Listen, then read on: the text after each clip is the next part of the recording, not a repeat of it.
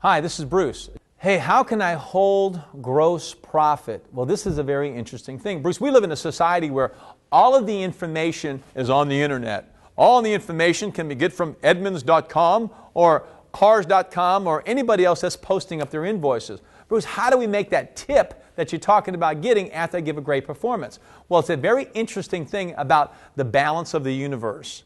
When you can learn to spend time with the client, you're making a deposit into that client, and naturally, human nature says that that customer feels obligated to reciprocate with payment, not just a commitment. I'll give you an example.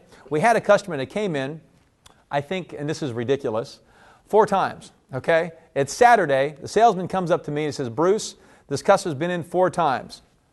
A light bulb, an epiphany happened. I said, my goodness, what's the client trying to tell us? How many times does he need to come back before he realizes he wants to buy a car? And I was convinced, at that point, I was convicted that we just had to share enough information because he's screaming at me by showing up 4 times. Then he wants to buy the car. We're just not doing something right.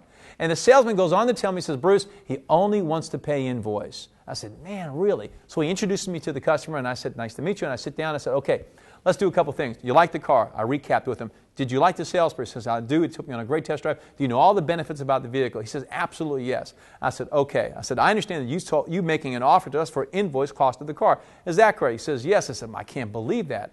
I looked at the customer and I said these words to him. Sir, we do not want to insult your integrity by telling you that we want to sell you this car for full list at this point. We also don't want to tell you that we're going to discount at $1,000 and expect you to buy it. We also don't want to discount at $2,000 and expect you to buy it. Okay? What we do expect is that what we're looking for, we want to have $900 above the invoice cost of the vehicle. Now this vehicle is $30,000.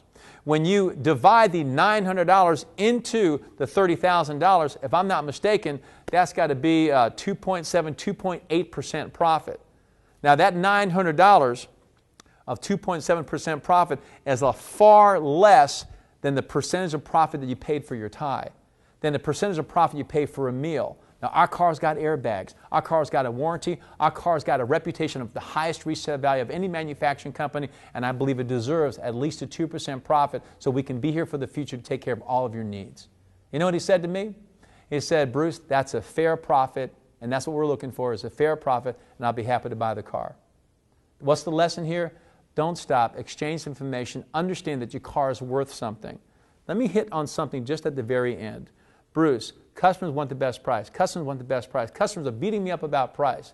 Well, let me ask you, gentlemen, would you go to a 39-cent buffet? Some of you may have said, yes, shame on you. How good could it be if it's 39 cents? What's my point? I'm exaggerating to make a point that some things that are good, they're also worth paying for. Keep that in mind when you're selling. Thank you.